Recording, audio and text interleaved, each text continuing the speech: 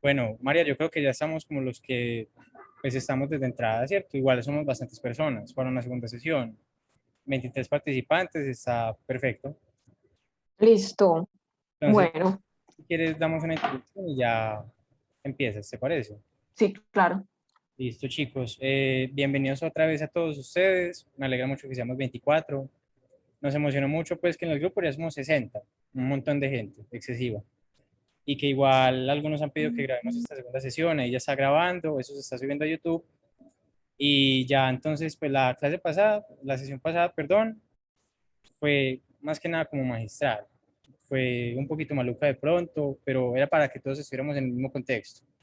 Desde primero hasta décimo semestre, ¿cierto? E incluso pues María, que ya es magíster en neuropsicología. Entonces vamos a aprender pues un montón de esta sesión.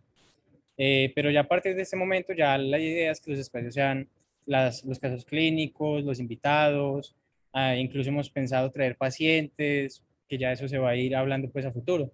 Entonces el día de hoy estamos muy contentos porque nos va a comenzar o va a inaugurar pues el espacio clínico con casos clínicos María Paula Gómez, que pues ya si quieres tú danos la presentación y todos estamos súper pendientes. Y nos cuentas cómo te gustaría que manejemos como la dinámica en esta sesión. Si tú presentas y Listo. viendo, listo. Muchas gracias.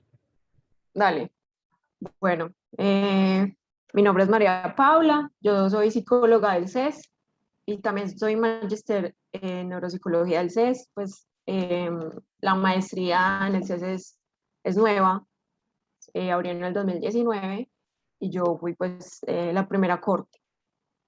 Entonces, hoy les traigo un caso que es demasiado interesante. Obviamente me gustaría que todos participaran, con el poco conocimiento que tengan, me puedan pues como decir qué es lo que piensan o si tienen alguna pregunta se las respondo con muchísimo gusto. ¿Qué me gustaría? Bueno, primero, este es un caso obviamente real, no modifiqué muchos datos, obviamente no le puse el nombre, pero es muy importante que se maneje pues discreción porque no sabemos, ojalá no pase, pero puede que alguien conozca a la persona y ahí hay algún problema pues con la confidencialidad, entonces por eso les pido pues manejar discreción en ese aspecto. Bueno, entonces vamos a ir como paso por paso, vamos a ir analizando como la información, algunas cosas las puse en rojo como para que vayamos eh, puntualizando en esas cosas importantes que nos va a abrir un poquito hacia cuál puede ser el diagnóstico. Listo. Ahí, Tú pues puedes preguntar lo que antes sea. de que empieces, como Dale, dijimos dale, la vez pasada, de 12 a 1 todo el dale. mundo está almorzando. Entonces, pues entiende que no prendan cámaras, igual no es obligación, sería rico que las prendieran Ah, no, no. el que quiera, ¿cierto? El que se anime, tampoco es que sea una exigencia, un requisito, nada que ver.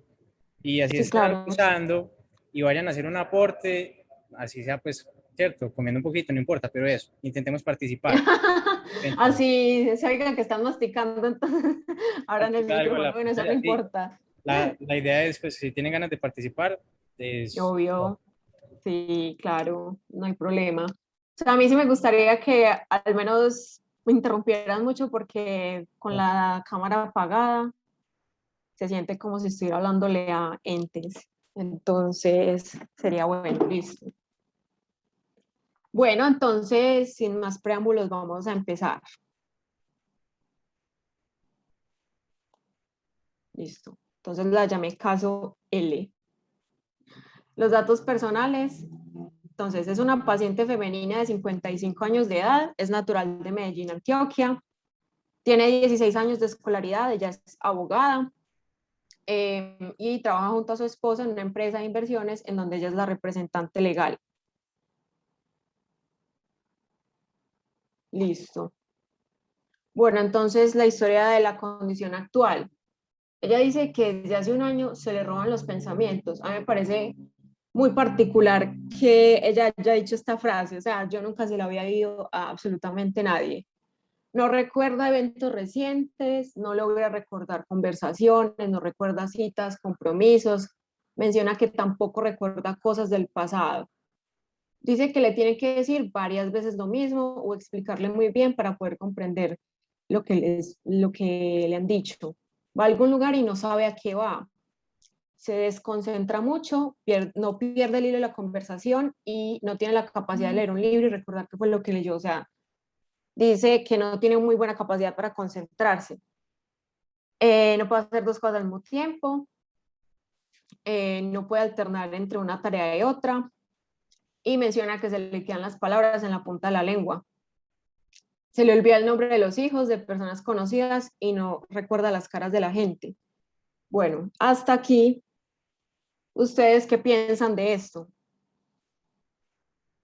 ¿Qué información es relevante? Antes que nada, ¿me podrías decir hace cuánto empezó los síntomas? Ella dice que hace un año. Hola, ¿qué tal? Perdón por no poder encender la cámara, Aquí. soy un ente. Ok. Pero, pero hasta el momento todo da como pautas de pensar en un Alzheimer, ¿cierto? Con mucho olvido o mucha alteración de la memoria anterior. Ujú. Muy bien. Igual ahí, Sí, María, comparto mucho pues eso de que es muy curioso eso que ella verbalizó, si le fueron los pensamientos.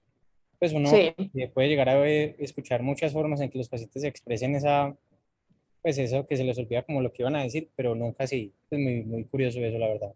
sí, es muy Muy curioso. chévere porque pues pones como en todo el párrafo particularidades pues, de cada proceso cognitivo, entonces es muy chévere como la forma en la que se redacta eso. Sí, sí. Listo. Bueno, entonces antes de seguir con el otro pedazo, me voy a saltar hacia el diagnóstico de deterioro cognitivo, que era lo que estaban diciendo. Listo. Ay, no me pasa. No sé qué está Dale de pronto pasando. clic en la pantalla y después ahí sí pasa, a ver si de pronto nos da. ¿Qué cosa?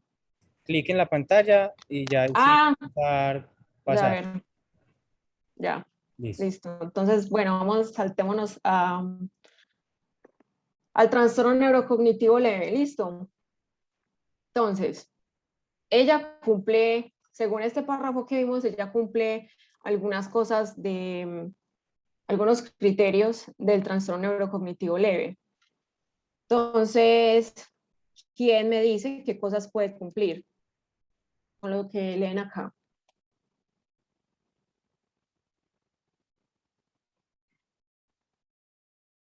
Hola.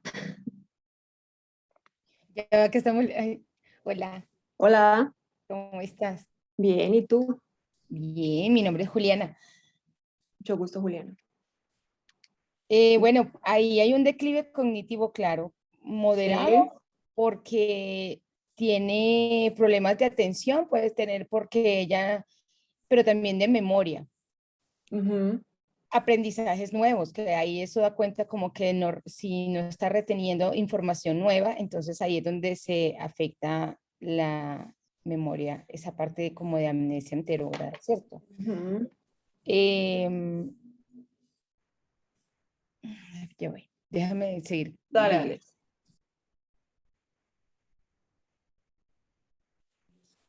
Yo creería que también está lo de la preocupación que tiene de estos Ujú. síntomas, porque si no, no hubiera consultado. Ujú. Así es.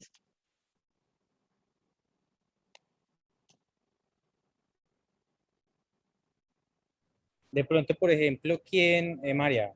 De pronto, los que ya Dime. están de pronto en un semestre más avanzado, aquí Sí. parecería que no, según lo que hemos leído, sería como otro diagnóstico de pronto. O no ni siquiera otro diagnóstico, sino un trastorno cognitivo leve, sino mayor. ¿Quién de pronto? Sí. Por esa A cantidad ver. de sintomatología, saber qué piensa. Yo pienso lo mismo, y más porque la independencia está muy afectada, pues ni siquiera puede salir sola porque se pierde. Entonces realmente no cumpliría con los diagnósticos de un trastorno neurocognitivo leve. Ujú. Listo. ¿Quién más? ¿Quién da más?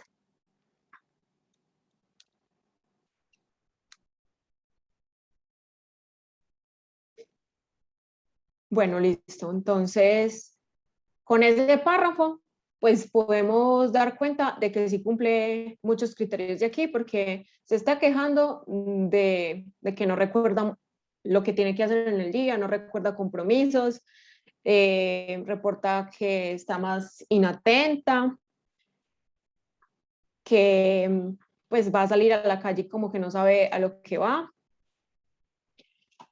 Entonces, bueno, ahí podemos sospechar de un trastorno neurocognitivo. Algunos dicen que mayor porque la funcionalidad está afectada, pues dicen que se pierde, o sea, se pierde en la calle. Entonces, bueno, vamos a ver los aspectos funcionales. Me fui. Listo. Entonces ella tiene un diagnóstico de fibromialgia y fatiga. Ella no realiza la limpieza de la casa. Puede manejar el dinero, puede ir en transporte público sola. Listo. Nunca manejó, pues se perdía mucho. Jamás manejó. Aún se desempeña en la empresa familiar de propiedad raíz y es la representante legal. Ella maneja los medicamentos, pero se le olvida si se los tomó o no. Es independiente en las actividades básicas de la vida diaria, bañarse, vestirse, ir al baño sola, pero a veces olvida si ya hizo algo, entonces le toca pensar, ya hice esto. Entonces, bueno, hasta aquí, ¿ha cambiado alguna percepción en el diagnóstico?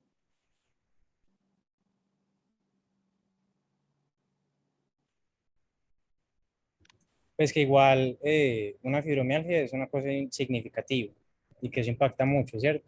Ujú. Ver que también como empiezan a verse cositas que no es que sean nuevas, sino que siempre ha tenido como dificultades, ¿no? Sí, No sí, es todo nuevo, sino que realmente de base tiene sus problemas y sus fallas.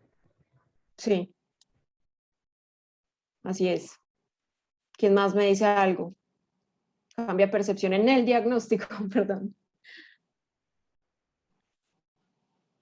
O igual, o siguen pensando que puede ser un trastorno neurocognitivo mayor con esto que acabamos de decir.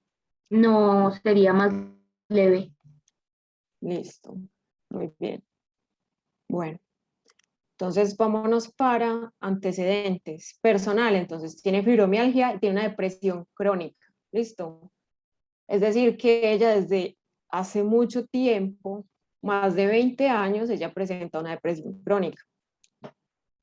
Le han hecho una histerectomía en la familia, el hermano tiene alcoholismo y hay una sospecha de bipolaridad, un trastorno límite de personalidad. ¿Por qué sospecha? Porque en la familia pues no hay un diagnóstico que se haya efectuado por un médico o por un psiquiatra. Entonces ella habla de que sus hermanos o la familia por parte de la mamá también tienen sus problemas con el alcohol, tienen problemas también con la ansiedad. También importante, un tío paterno con demencia. Entonces eso también influye mucho para pensar qué diagnóstico puede tener. Y por parte de la madre, bueno, también han habido antecedentes de un trastorno mental. Entonces, bueno, los medicamentos, el escitalopram, que es un antidepresivo, y acetaminofén, pues en caso del dolor.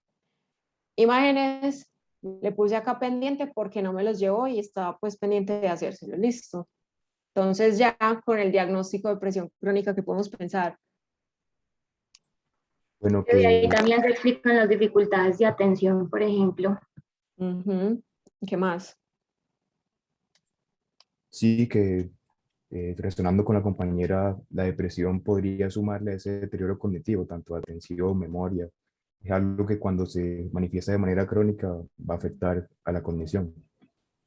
Ajá, muy bien. Igual, esos son los fármacos que toma ahora, pero pues quién sabe que en todo ese momento y todo ese tiempo que estuvo medicada, tomara otro medicamento que pues sabemos que a largo plazo genera pues alteraciones principalmente en la memoria, entonces también otro Pues cosa. realmente ella no fue medicada durante mucho tiempo. Y el escitalopram es de los medicamentos que menos efectos adversos tiene y tiene un gramaje demasiado bajo. Entonces, por el medicamento, ahí descartaríamos pues como efectos secundarios que digamos que tengan problemas cognitivos por eso. Entonces, bueno, por ahí digamos que no.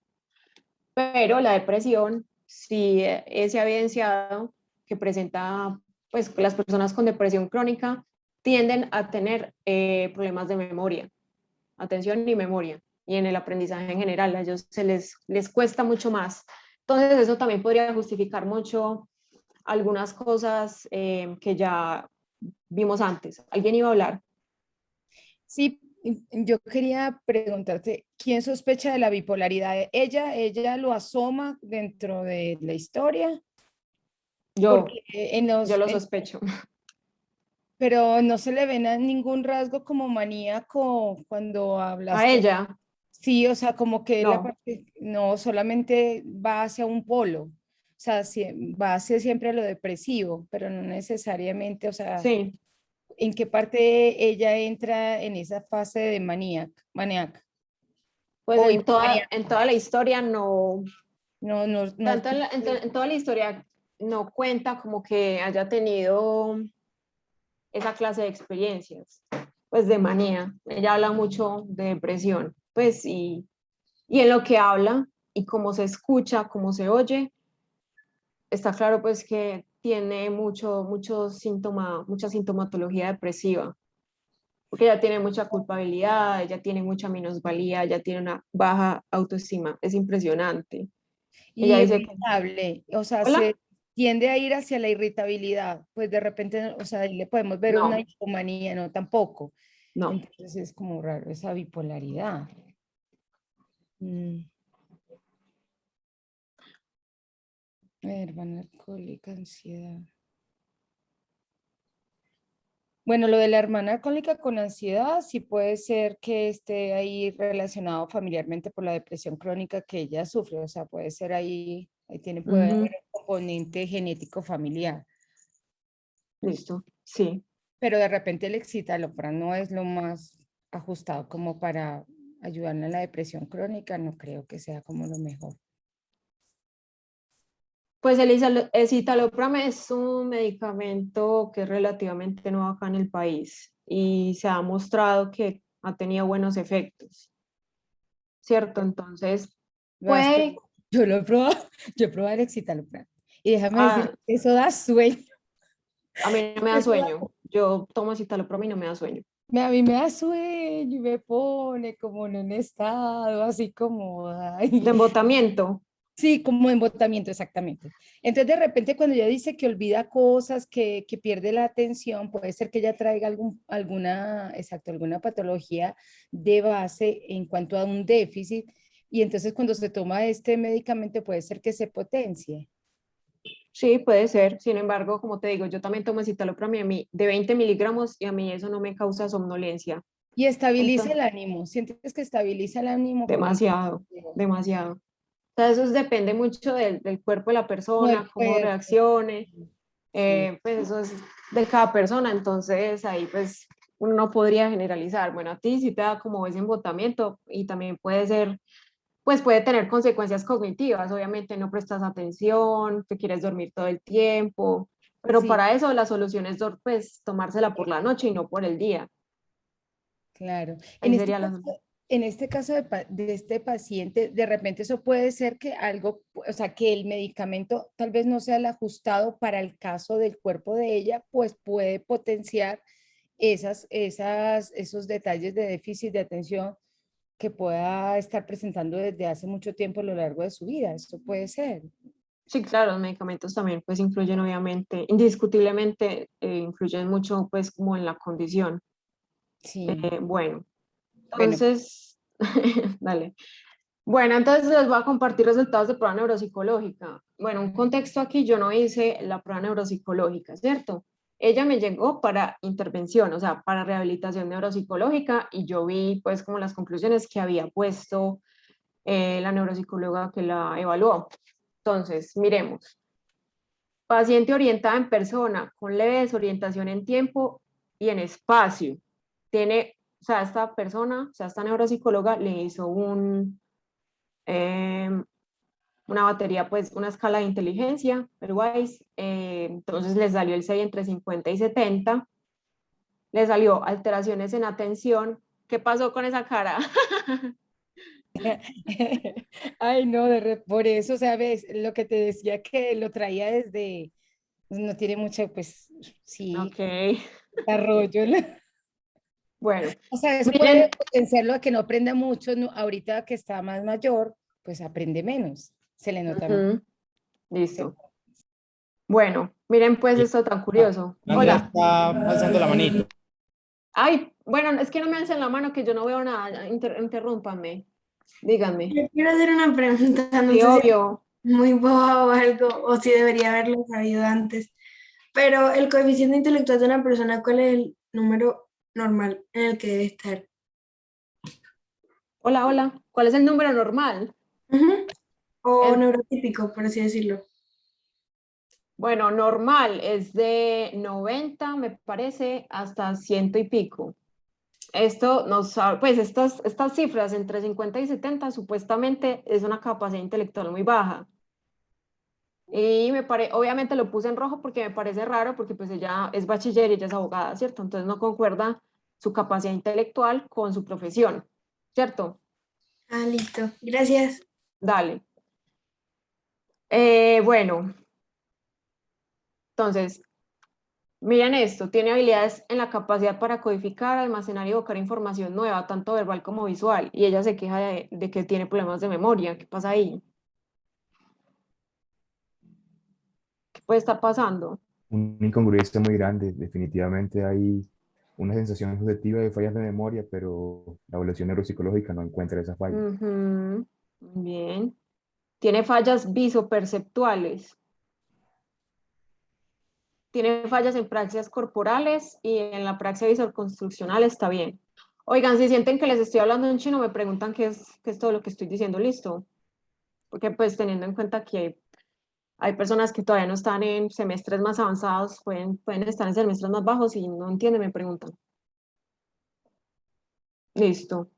Dice que tiene, hola, Es como un comentario, es que sí, pues, usualmente cualquier queja cognitiva se atribuye a la memoria. No, atencional, lingüística, dicen que soy malo de memoria, entonces siempre ajá. le apuntan hacia allá. Pues es una tendencia que yo he podido ir viendo. No sé, ¿tú qué piensas de eso? Bueno, o sea, es que lo más típico, pienso yo, es que empieza por memoria, o ese es el síntoma que todo el mundo reconoce. Ay, es que es Alzheimer, ¿cierto? Cuando en realidad obviamente existen varios tipos de demencias y existe, pues sí, de acuerdo a la etiología, es el inicio, ¿cierto? No sé si me hago entender ahí. Entonces, obviamente, los signos clínicos del Alzheimer siempre van a empezar con memoria, ¿cierto? Con pérdida de memoria a corto plazo. Entonces, a ver, cuando suceden otros cambios que no necesariamente son memoria, la gente lo atribuye a otras cosas que no es demencia, ¿cierto? Entonces, por eso pueden consultar tarde cuando ya el diagnóstico está demasiado avanzado porque no saben que hace años atrás ya le había empezado una demencia, ¿cierto? Entonces, por ejemplo, una demencia frontotemporal. La demencia frontotemporal jamás empieza con memoria, puede empezar con comportamientos neuropsiquiátricos, depresión, bipolaridad, puede ser confundido con esquizofrenia y ya después, perdón, esos comportamientos neuropsiquiátricos o afasia primaria progresiva, que es que se le van olvidando las palabras, que se le quedan en la punta de la lengua, entonces ellos van vacilando en el lenguaje. Entonces son esas dos cosas principales en la demencia frontotemporal. ¿Y qué pasa ahí? Que se quedan mucho tiempo en ese estado, por ahí 4 o 5 años y la gente no les para bolas, ¿cierto? Dicen, ay, no es que le dio depresión porque le pasó esto, ¿cierto? O sea, lo atribuyen a cosas totalmente diferentes y no a una demencia. Entonces es muy difícil el diagnóstico. Entonces ya cuando dicen como ya está perdiendo la memoria o ya no habla nada o ya no entiende nada de lo que digo, ya es, ay, pucha, ya pasó algo. Entonces ahí es cuando empiezan a consultar. Entonces sí es complejo eso. La verdad, muy complejo. ¿Alguna otra pregunta? No, yo iba a preguntar que si entonces ella nunca sufrió alguna lesión, ¿Lesión qué? pues una lesión que pudiera afectarle la memoria, como, no sé, ¿Lesión eh, cerebral? sí. Bueno, ella no reporta pues traumatismo craneoencefálico, que es lo que uno siempre pregunta para mirar si eso podría explicar alguna de sus alteraciones. Entonces ella no lo reporta.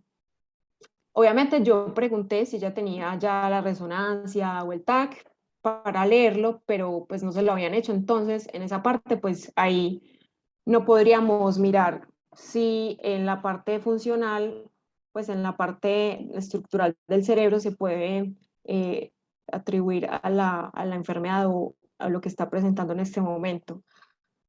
Pero sí es muy importante preguntarlo, obviamente. Listo. Una pregunta antes Dime. de que sigas. ¿Qué son habilidades visoconstruccionales? Bueno, a ver, las habilidades visoconstruccionales están dentro de las habilidades prácticas, que es la capacidad para tú planear un movimiento y luego ejecutarlo en el orden correcto, ¿cierto? Entonces existen praxias corporales, que es, por ejemplo, cuando tú te vas a lavar los dientes o cuando vas a hacer alguna acción con tu cuerpo, tú sabes cuáles son los pasos exactos para ejecutar esa acción. Entonces, por ejemplo, para cepillarse los dientes, ¿qué hago? Entonces, primero, cojo el cepillo de dientes, cojo el colino, le echo al colino, le hago así, ¿cierto? Son cosas así. Entonces, las habilidades visoconstruccionales, ¿qué son? Es la capacidad para tú trasladar de tu mente la ejecución de un dibujo. Pues, sí, un dibujo, la copia de un dibujo. No sé si tú hayas visto la figura de Rey. Sí. Listo. La figura de Rey evalúa las praxias visoconstruccionales. La persona tiene que copiar exactamente la figura que ve ahí. Entonces ahí estamos evaluando la capacidad que tiene la persona para copiar un dibujo, ¿cierto? Entonces esa es como la praxia visoconstruccional. Ahí, ¿se entendió? Listo. Sí. Listo, bueno, dale. Tiene alteraciones neurolingüísticas y una disfunción ejecutiva. Bueno, entonces es discrepante, ultra discrepante, ¿cierto? O sea, acá eso es súper raro. O sea, alguien, dime. Y tú sabes entonces ella cómo se desempeñaba como abogada, o sea, le iba bien o realmente simplemente hizo la carrera arrastras, pues porque tener un título es una cosa, pero ejercerlo y ser exitosa pues en el Claro. es otra. ¿Cómo le iba como en ese tema? Sí, a ver, en el trabajo, pues ella me contaba que no le iba bien, ¿cierto? Pero bueno, a ver, partamos de algo, y es que como ella tiene una depresión crónica, ya todo lo va a minimizar, o sea, ella minimiza todo. Entonces también minimiza la parte del trabajo. Ella dice que cuando ya trabajaba en un juzgado más joven, ella no era capaz, que a ella le ponían el caso ahí, como que ya no era capaz de hacerlo, o sea, se sentía súper paniqueada. Entonces, el desempeño que tuvo como abogada, la verdad, no, pues ella dice que no fue el mejor y que actualmente, como está trabajando pues en una empresa familiar, obviamente no es tanta la presión, pero igual sí necesita apoyos extra para hacerlo. Pero es más el miedo, o sea, no es como el conocimiento, sino el miedo que le causa el desempeño como abogada, ¿cierto? O sea, ella tiene ese miedo como de fallar, de que algo le pase, es eso, ¿cierto? Bueno, algo muy importante acá, y es que cuando vamos a evaluar pues un trastorno neurocognitivo, un deterioro cognitivo, hacerle una prueba de inteligencia sobra. ¿Alguien me dice por qué? ¿Alguien sabe decirme por qué o sospecha por qué sobra?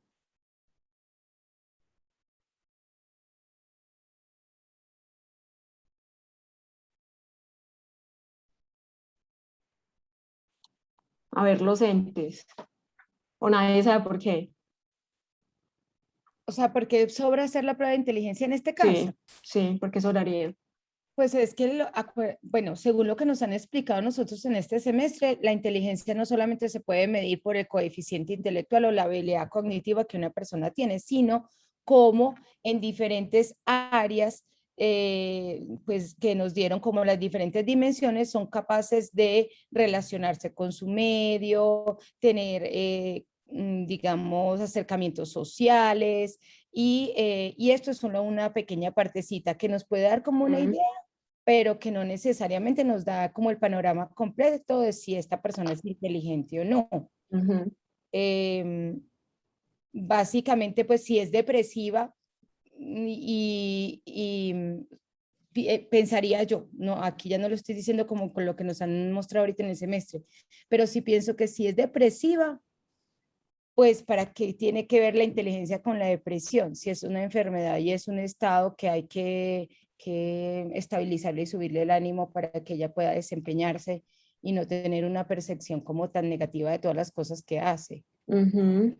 Entonces, Listo. pues como que eso tiene que ver como con la emoción y con los síntomas que tiene el paciente, más que si Ujú. ella me dijera, bueno, es que soy arquitecto y estoy calculando, no sé, la nueva línea del metro. Entonces ahí uno dice, bueno, sí, ahí tiene que tener habilidad cognitiva porque pues obviamente va a impactar en su trabajo. Sí, Pero si claro. abogada pudiera ser algo más fácil de manejar, creo yo. Laura Barreto me quiere decir algo. Sí, yo la Dime. verdad no sé realmente por qué, pero yo creería que si tú estás sospechando de un déficit cognitivo, si haces una prueba de SI, pues obviamente te va a salir mal, y entonces los puedes estar confundiendo con una discapacidad cognitiva cuando podría ser alguna otra cosa. Sí, exactamente. O sea, aquí para hacer el coeficiente intelectual a una persona que se está sospechando de deterioro cognitivo no sirve de nada, pues hacerle una evaluación porque obviamente le va a salir alterada. Eso sí, se le pueden hacer ciertas subpruebas a la persona, por ejemplo, las claves del WISE. Las claves del WISE pues miden unas cosas muy importantes que tienen que ver velocidad de procesamiento y velocidad de procesamiento tiene que ver mucho con la parte atencional. Entonces, esa sí es una información muy valiosa, pero hacerle una escala completa, pues no sería como pues lo acertado, ¿cierto? Entonces, sí es verdad lo que dice Laura.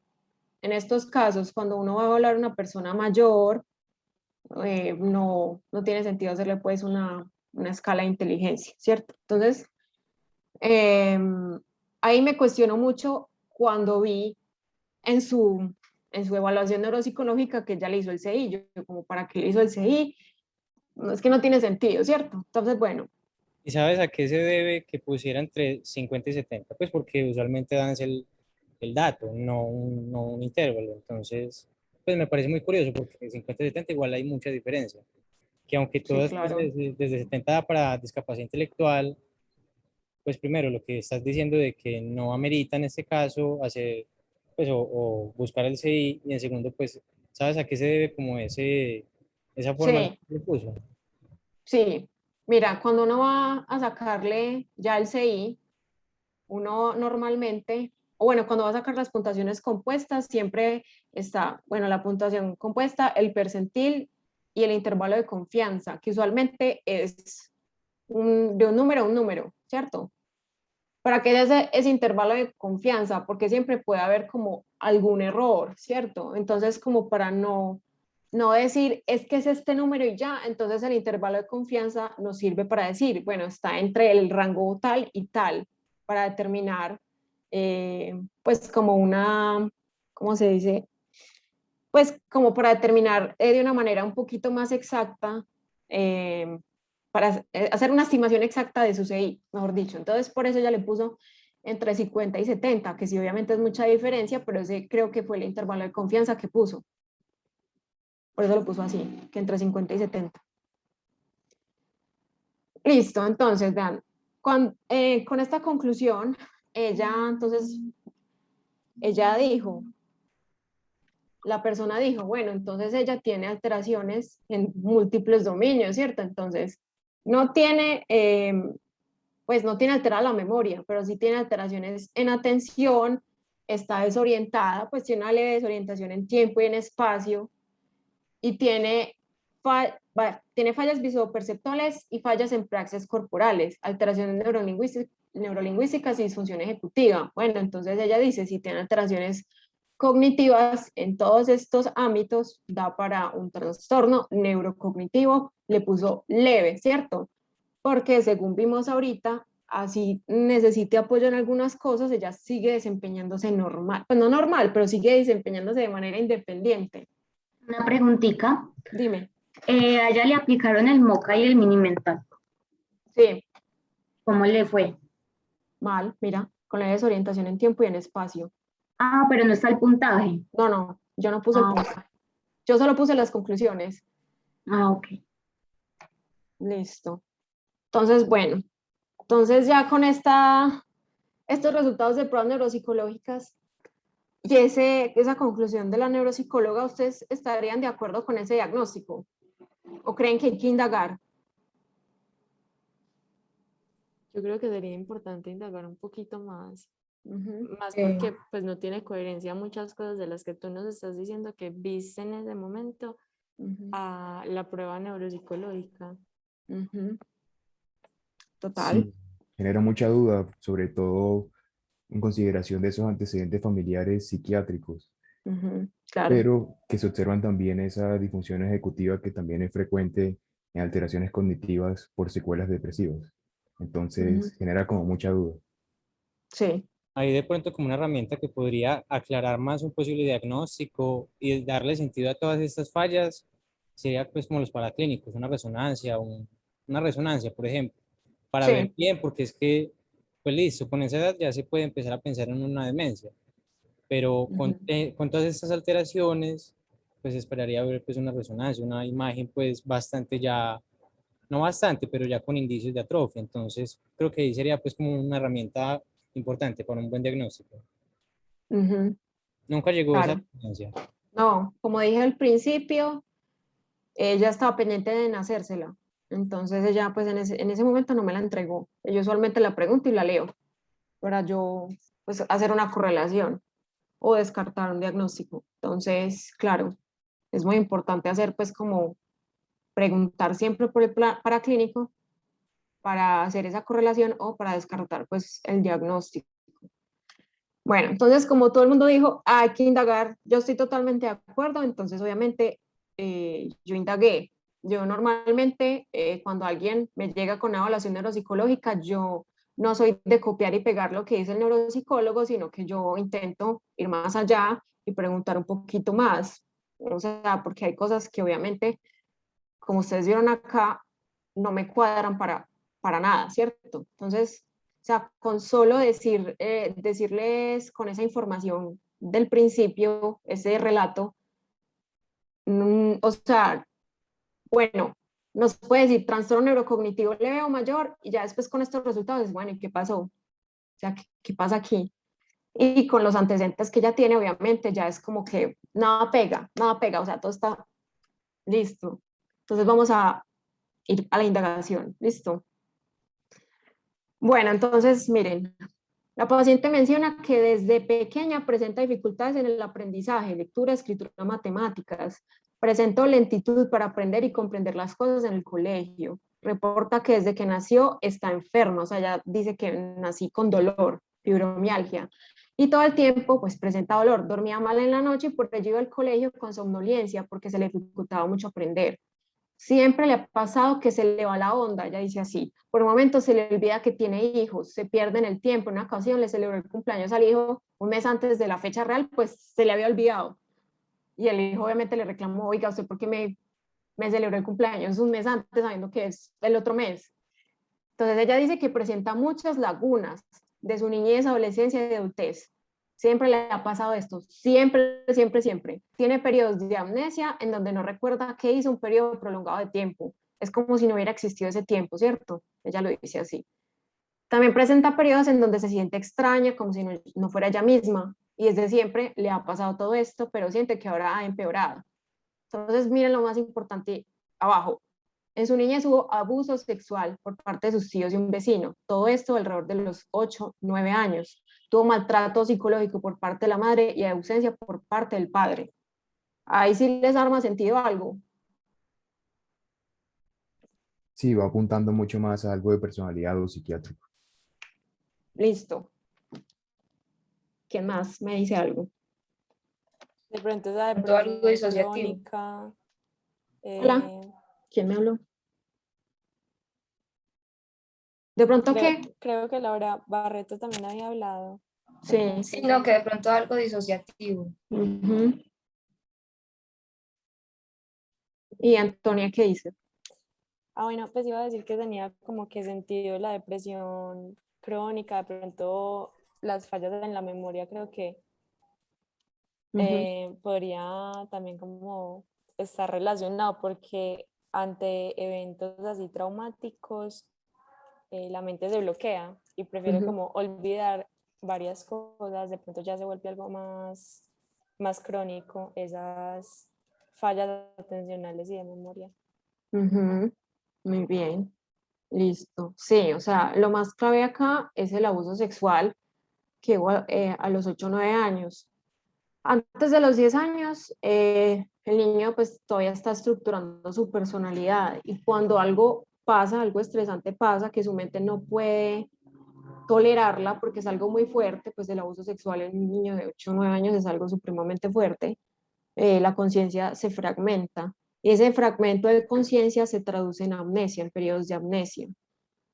Entonces la persona obviamente crece con todas estas, pues con todos estos problemas amnésicos, pues que no recuerdan muchas cosas de lo que hicieron, que O es sea, como como, un post-trauma, más o menos, como sí, o sea, es un señal, eso es una señal de trauma, sí.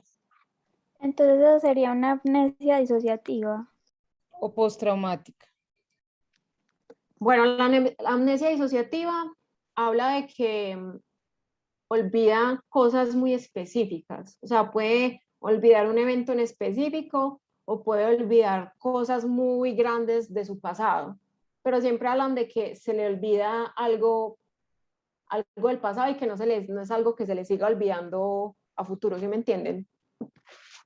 Entonces, amnesia disociativa por sí sola no podría ser, ¿cierto? Entonces, bueno, acá es donde vamos a entrar a hablar de los trastornos disociativos. La que dijo que tenía un trastorno disociativo, pues sí, tiene muchas señales de un trastorno disociativo, pues primero porque hubo un trauma a una edad muy temprana y antes de los 10 años, que es donde les digo que la personalidad se estructura. Entonces, ella empezó con estos síntomas, pues acá habla desde, sí, desde muy pequeña, porque acá dice presenta dificultades en el aprendizaje, ¿cierto? Todas estas dificultades que presentó muy seguramente pudieron ser causadas por problemas de la amnesia, ¿cierto? La amnesia es algo, pues, que se sale de total control para ellos, o sea, de un momento a otro ellos como que se desconectan y sienten que no pasa nada y un día despiertan y vuelven a la realidad y es como que pasó, pues, entonces, claro, ¿qué pasa en la amnesia? Como no hay un almacenamiento de la información, no hay nada que recordar, entonces, claro, a ella le da mucha dificultad a aprender, lectura, escritura, matemáticas, obviamente eso parece a ciegas, eso parece un trastorno específico del aprendizaje, pero pues ya sabemos que esto es causado por pues, periodos amnésicos, ¿cierto? Entonces, bueno, eso es muy importante. Tengo una Claro, pregunta. dime. ¿A qué se refieren con disociativo? Disociativo es que sucede como un periodo en donde hay una desconexión de la sensación del tiempo, de la persona, o sea, ellos no están conscientes como de lo que pasa a su alrededor. Y eso es como disociarse, como, a ver, no hacer, a ver, perderse en el tiempo, en el espacio y en la persona, o sea, no ser consciente de eso. O sea, disociarse de sí mismo, de lo que soy normalmente, ¿cierto?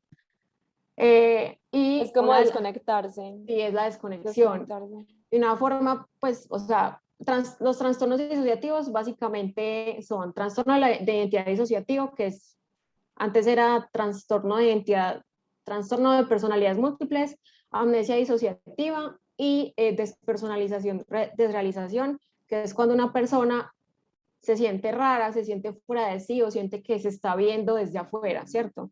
Es esa desconexión con tu yo, con todo tu yo, ¿cierto? Entonces, bueno, ahí hay como ya arma más sentido pues el diagnóstico disociativo con esto, ¿cierto? Sí. Bueno, entonces, bueno, acá vamos a hablar de el trastorno de identidad disociativa. Entonces, acá los criterios del DSM que dicen que hay una perturbación de la identidad que se caracteriza por dos o más estados de la personalidad bien definidos, que se describen en algunas culturas como una experiencia de posesión. La perturbación de la identidad, entonces, implica una discontinuidad importante del sentido del yo y del sentido de la identidad. Acá dice entidad, pero creo que el DCM está mal traducido. Entonces se acompañan alteraciones relacionadas del afecto, el comportamiento, la conciencia, la memoria, la percepción, el conocimiento y el funcionamiento sensitivo-motor, ¿cierto? Entonces miren que media en muchas funciones cognitivas, en muchas. Entonces, obviamente los síntomas pueden ser observados por parte de otras personas o comunicadas por el individuo. En este caso, ella misma lo siente, o sea, ella misma lo evidencia, ¿cierto? Entonces, Tapo. hola. Hola. Por ejemplo, yo creo que ahí le vería mucho sentido cuando ella dice que le roban Ajá, como los pensamientos, sí, claro. pues como con eso creo que tendría mucho sentido. Sí, claro, así es. Claro que sí. Bueno, el otro criterio que es, hay unos lapsos recurrentes en la memoria de acontecimientos cotidianos, información personal importante o sucesos traumáticos que son incompatibles con el olvido ordinario. Entonces, obviamente, a todo el mundo nos pasa que se nos olvidan cosas, ¿cierto? Pero estos olvidos recurrentes de acontecimientos demasiado básicos, pues eso ya no es normal, ¿cierto? Porque ya hasta se le olvida, o sea, ella dijo que una vez se le olvidó que tenía los hijos y se fue sin ellos, y ya después como que se dio cuenta y le tocó volverse, ¿cierto? O sea, esa clase de cosas no se le olvida pues a nadie, ni siquiera a alguien que tiene una demencia, ¿sí me entienden? O sea, eso no es normal. Son cosas Obviamente, demasiado poco típicas, como tú dices. Es que sí, sí, ni siquiera una persona en una demencia en estadio moderado, muy significativo, pues un estadio pues ya de 8 años o así, olvida ese tipo de cosas. claro, no, es que Es no, o sea, bastante eso es muy llamativo. específico, es que es muy, sí, muy Ajá. diferente pues con un diagnóstico pues un diagnóstico típico, digámoslo así. Sí, así es. Bueno, obviamente esto le causa un malestar a nivel social, laboral y otras áreas importantes del funcionamiento. O sea, como ella decía que cuando se duchaba, como que se le apagaba, o sea, ella tenía un periodo amnésico y de un momento a otro como que se veía ella en la ducha y era como yo qué estoy haciendo, o sea, ya se le olvidó, o sea, tuvo ese momento de esa amnesia, un momento de disociación donde no se acuerda qué estaba haciendo, ¿cierto? O sea, eso tampoco es normal, ni siquiera una persona con una demencia, les vuelvo a decir, eso no es normal. En lo social también, ¿por qué? Pues porque pudo haber sido que en un periodo donde tuvo una amnesia muy larga, pudo haber hablado con alguien, socializado con alguien nuevo, o pudo haber tenido una conversación diferente y como pues no es que se le haya olvidado, sino que no lo almacenó en su memoria, pues, pues obviamente la gente va a decir, esta persona tan rara, o se empiezan a alejar de ella, obviamente. Y en lo laboral, pues miren que desde que se graduó de abogada, cuando ella estaba en los juzgados, ella tenía un pánico tremendo pues, para defender el caso del cliente, o sea, no era capaz de hacerlo. Entonces, claro, a nivel funcional pues le va súper regular, súper mal. O sea, tanto así que, pues a ella, toda la familia la apoya pues en el cargo de abogada. La alteración no es una parte normal de una práctica cultural o religiosa ampliamente aceptada, que hay que una posesión. Pues no.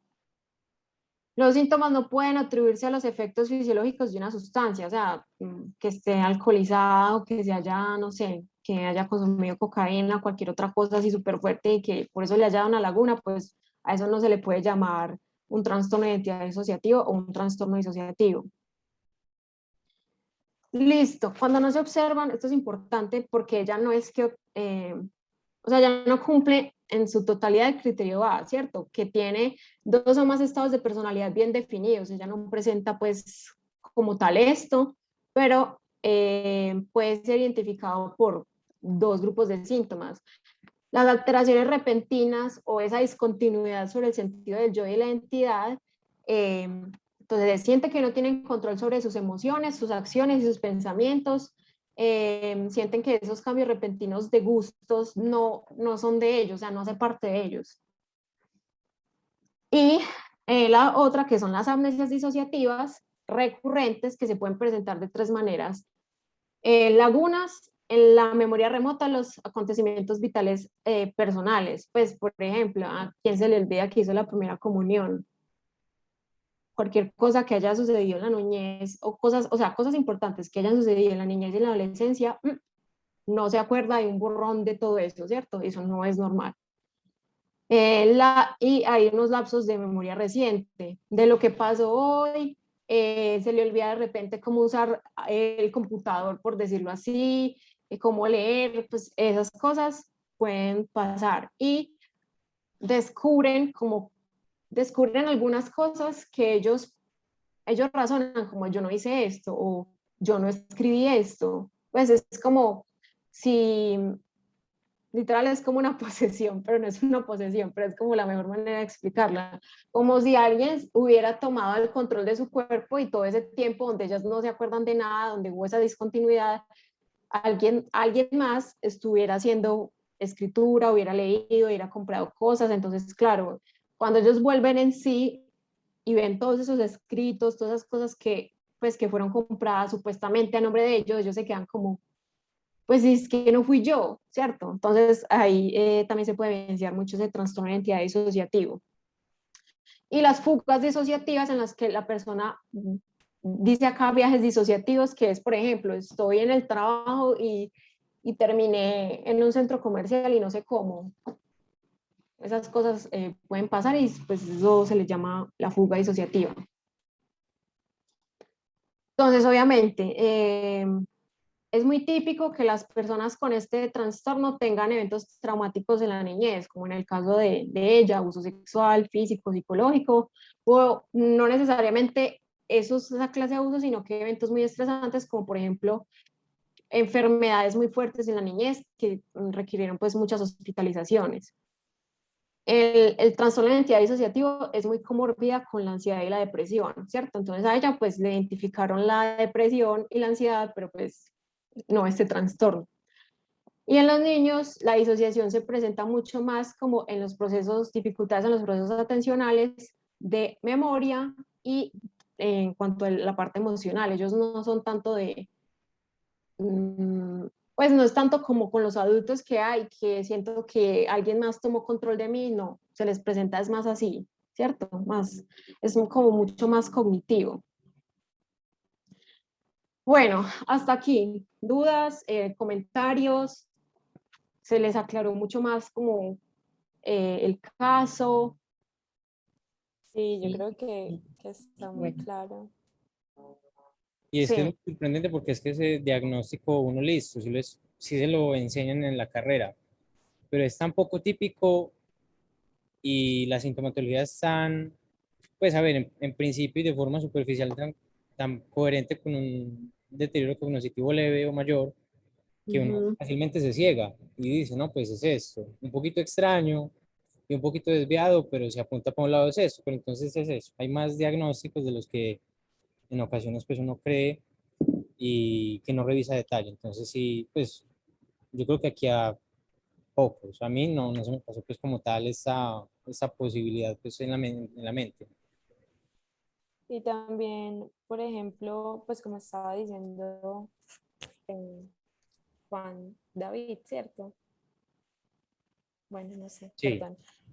Sí, em, que no es como que uno simplemente diga, es discapacidad intelectual o es demencia y ya, sino que es como tan común ver eso en este contexto que muchas veces uno empieza por ahí, por lo común, por lo que conoce, pero ya cuando en serio no coinciden muchas cosas, pues toca seguir indagando un poquito más. Incluso mucha gente, me atrevo a decir que pensaría que es alguien que está fingiendo de pronto como la enfermedad, porque no coincide una prueba neuropsicológica con una evaluación ya pues en otro tiempo.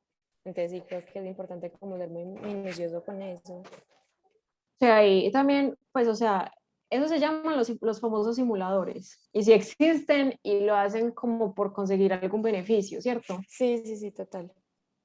Entonces pasa mucho cuando, por ejemplo, tienen un accidente laboral pues obviamente sí tuvieron secuelas, pero las secuelas no coinciden con el nivel de deterioro que está mostrando las pruebas neuropsicológicas. Entonces, obviamente, existen pruebas como la TOM, así se llama la TOM, que hace diferenciar pues entre alguien que está simulando o alguien que en realidad pues tiene ese deterioro que es compatible con el nivel del accidente que tuvo, ¿sí? Porque hay gente que, por ejemplo, listo, se pegó un totazo en la cabeza, pero fue una cosa leve y están mostrando en la prueba neuropsicológica que fue una cosa súper, súper grave y que quedaron con problemas de memoria y que no se acuerdan de nada y que a nivel lingüístico, pues sí me entienden, bueno, suele pasar con los simuladores. Sí, por eso decía que es muy importante ser minucioso, como que saber, bueno, tiene este diagnóstico, pero de pronto encontrar, en caso de que sí sea simulador, de qué se beneficiaría al respecto, sí, como ser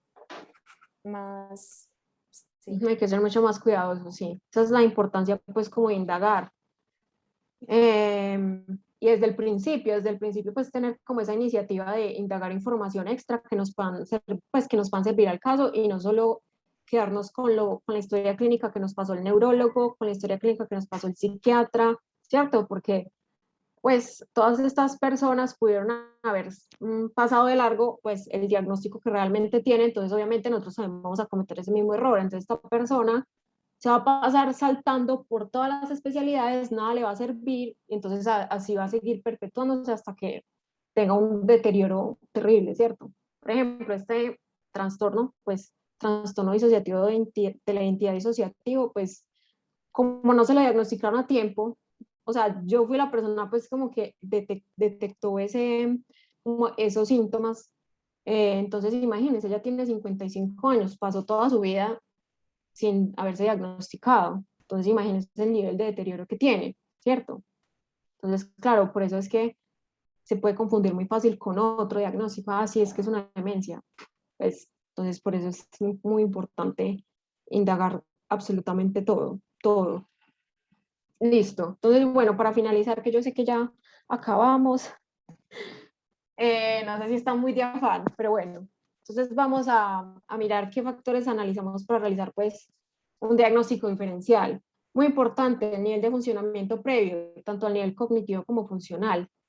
Entonces, se debe indagar a profundidad la historia del individuo, en donde podamos evidenciar que efectivamente ha sido un cambio, ¿cierto? Que haya sido detectado por familiares, amigos o por la propia persona. Si siempre ha sido así, si hubo un momento donde haya marcado un antes y un después, que normalmente sí me lo dicen. O sea, las personas que están iniciando una demencia o que tienen un deterioro cognitivo leve, normalmente sí me dicen, sí, un cambio definitivo. O sea, a él no era así, ¿cierto? Y hay que preguntarnos también si sus dificultades cognitivas han sido progresivas si han sido estables en el tiempo. O sea, en este caso, ella probablemente puede sentir que ahora es peor, pero siento yo que durante toda su vida eso ha sido estable, o sea, siempre ha sido así, o sea, no ha sido como algo que venga como en declive, ¿cierto? Entonces también mirar los factores emocionales, ambientales o médicos que pueden estar interfiriendo con el funcionamiento normal de la persona. Entonces se exploran los diagnósticos de un trastorno mental, un medicamento que tome, porque ambas influyen en el funcionamiento cognitivo de la persona, que al intervenirlos suele haber una mejoría, ¿cierto? Por ejemplo, hay un medicamento, o típicamente los antipsicóticos, por ejemplo, son un medicamento muy pesado, que hacen que la persona se sienta lenta, que no preste atención, que no aprenda, ¿cierto? Entonces, cuando pasa esto, si hay posibilidad de cambiarle el medicamento, es probable que haya una mejoría en la cognición de la persona, ¿cierto? Bueno, o también si uno como clínico detecta síntomas a través de escalas y la observación de su comportamiento, ¿cierto? No solo pues, o sea, las herramientas de tamizaje o los cuestionarios, las escalas nos sirven mucho pues como para hacer un diagnóstico diferencial o pues como que nos guíen un poquito hacia dónde nos vamos a ir, ¿cierto?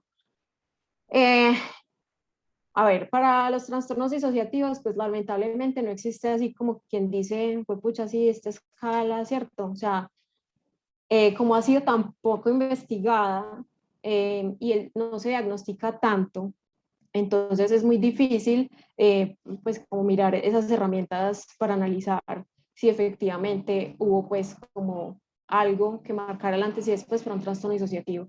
Pero entonces ahí está pues como las preguntas que le hice, o sea, la pregunta clave que yo le hice fue, ¿tuviste alguna experiencia difícil en la niñez? Cuando me dijo que sí, a mí se me prendió el bombillo y yo le pregunté pues los otros síntomas de un trastorno disociativo, que pueden ser la despersonalización, los periodos de amnesia, ¿cierto? Entonces, bueno. Otros factores que me parecen también muy importantes, por ejemplo, la edad.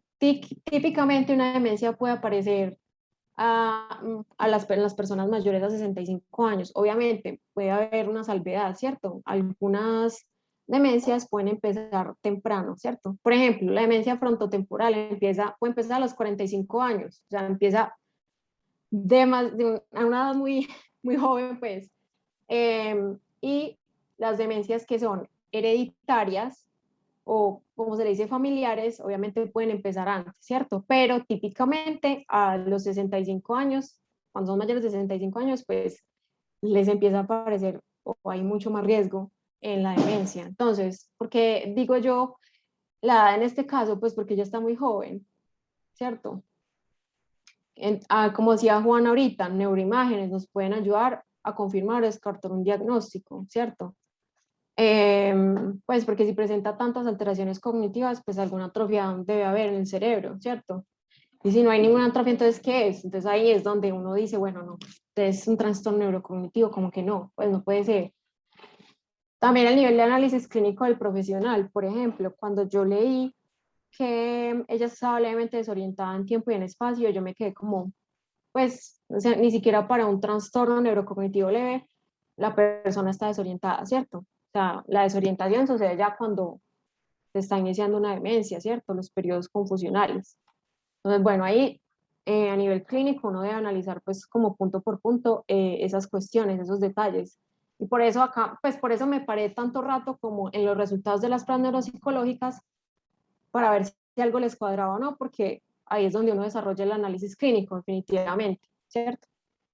Y ya por último, acá les pongo que es revisar el diagnóstico, revisar los criterios para ambos diagnósticos y encontrar puntos que puedan tener en común y otros que los convierten en polos distintos. Entonces, por ejemplo, el criterio de y de ambos diagnósticos los convierte en factores diferenciales. Entonces, ¿cuál es el criterio del leve? Los déficits cognitivos no se explican mejor por otros trastorno mental, ¿cierto? Trastorno depresivo mayor, esquizofrenia, pues acá obviamente incluyen, pues debe incluir más trastornos mentales, pero entonces en este caso, como ella va más por el lado de un trastorno disociativo, entonces automáticamente ese trastorno neurocognitivo se descarta, ¿cierto? Y el criterio E de trastorno de identidad disociativo es que los síntomas no se pueden atribuir a los efectos fisiológicos de una sustancia, ¿cierto? Efectivamente, ella no consume sustancias, ella es una persona sana. Entonces, esto hace que nosotros de una podamos descartar, pues como descartar o confirmar el diagnóstico. Entonces, bueno, ya, eso era todo. Ya, muchas gracias. ¿Alguna duda, un comentario? ¿Les gustó, no les gustó? ¿En qué les quedó duda? Yo a veces hablo muy rápido y me enredo al hablar, pero es porque pienso demasiado rápido. O sea, pienso a 1000 años luz, entonces mi lengua se traba. Pero bueno, ya.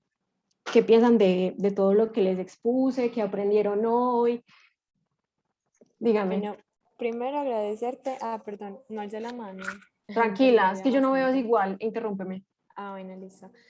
Primero, como agradecerte porque pues, es un espacio súper valioso. Yo creo que los que estamos aquí es porque queremos como aprender más sobre el análisis clínico. Y iba a decir otra cosa. Ay, no me olvidó. Bueno, no, que súper teso porque también es muy, muy importante como conocer estos trastornos que no son comunes. A mí me gustaría también, por ejemplo, uno ver los trastornos comunes porque son, supongamos, por así decirlo, más fáciles de diagnosticar por la prevalencia que hay, por ejemplo, en el país o lo que sea. Pero cuando son así tan poco comunes, a veces uno se pierde y no sabe como por dónde irse o por dónde indagar. Total. Entonces, por eso me parece muy bacano que hayas hecho la presentación con este diagnóstico en específico. Listo. ¿Alguien más? Sí, yo también te quería dar las gracias, la verdad, estuve súper perdida toda la presentación del grupo, porque yo decía, ¿qué es esto? Pues muchas cosas no me cuadran, entonces me encantó, de verdad que mil gracias, aprendí mucho. Sí, en serio, muchas gracias. Realmente un caso súper interesante que a simple vista pareciese una demencia, pero ya cuando se profundiza y se optimiza mucho más el ojo clínico, apunta al diagnóstico correcto y definitivamente muchas gracias. Dale. María Paula, y una pregunta. ¿Qué opciones de rehabilitación tiene esta paciente que ya tiene 55 años y que ya le detectaste que tiene eso? O sea, ¿qué opciones puede, por lo menos cuando se le hacen esas lagunas mentales, eh, cómo puede retroceder allí? O sea, ¿cuál sería el esquema que tú le vas a proponer a ella? Porque la idea es como mejorar la calidad de vida porque ella siente que está presentando unos síntomas que ya no la están dejando como interactuar bien con su medio, ¿cierto? Se está volviendo un trastorno. Entonces, desde tu punto de vista, ahí, ¿qué sigue para ayudarle como a restablecer por lo menos una forma de vida más, con mayor bienestar? Listo. Mira, a ver, ella llegó a mí pues a rehabilitación por ese diagnóstico, ¿cierto? Obviamente, según el diagnóstico, el pronóstico y el tratamiento. Cuando yo dije, no, esto es un trastorno disociativo, yo dije, mira, yo le voy a, pues te voy a hacer una nota en la historia clínica donde hable yo de los síntomas que presentas, que es más compatible con un trastorno disociativo y no tanto un trastorno neurocognitivo leve. Pues yo no puse que le iba a descartar inmediatamente, pues como por ser cauta, pero yo le puse a ella una nota para que lo leyeran los profesionales de psicología que la estaban viendo, de que ella tenía esos síntomas y que necesitaba ser evaluada, ¿cierto? Evaluada tanto por psicología como por psiquiatría, enfocada pues en el trastorno disociativo, porque pues al parecer ella, o sea, ella ya había pasado por psiquiatra y por psicólogo, pero al ella, pues, o a los profesionales no saber qué era lo que pasaba o no saber identificar, ve, esto es una laguna o esto es una amnesia disociativa, pues la mal diagnosticaron con una depresión nomás, ¿cierto? Entonces yo le dije a ella, mira, tú tienes que seguir con psiquiatría y psicología enfocada en trauma, porque efectivamente ella sufrió un trauma en la niñez y obviamente no todos somos iguales en superar el trauma. Entonces, como ella tiene muchos síntomas relacionados al trauma, ella primero tiene que trabajar esos traumas, tiene que estar con psiquiatría para poder estabilizarse y mirar si cognitivamente sigue así de alterada o ya hay una mejoría, ¿cierto? Entonces, cuando ya hay una mejoría en los síntomas psicológicos, ya podemos mirar otra vez la parte cognitiva y mirar, bueno, en realidad ella sí tiene o sigue teniendo una afectación atencional, entonces listo, vamos a rehabilitar la atención. Pero por ahora yo le dije, no, dedícate a psicología y psiquiatría porque de todas formas, o sea, si yo sigo haciéndote rehabilitación, no vamos a hacer nada, ¿cierto? Pues, entonces, por eso, pues, primeramente, psicología y psiquiatría. Ay, muchas gracias por tu tiempo y tu valioso aporte en explicarnos este caso tan interesante. Sí, Con María, muchísimo gusto. realmente agradecerte mucho. Muchísimas gracias.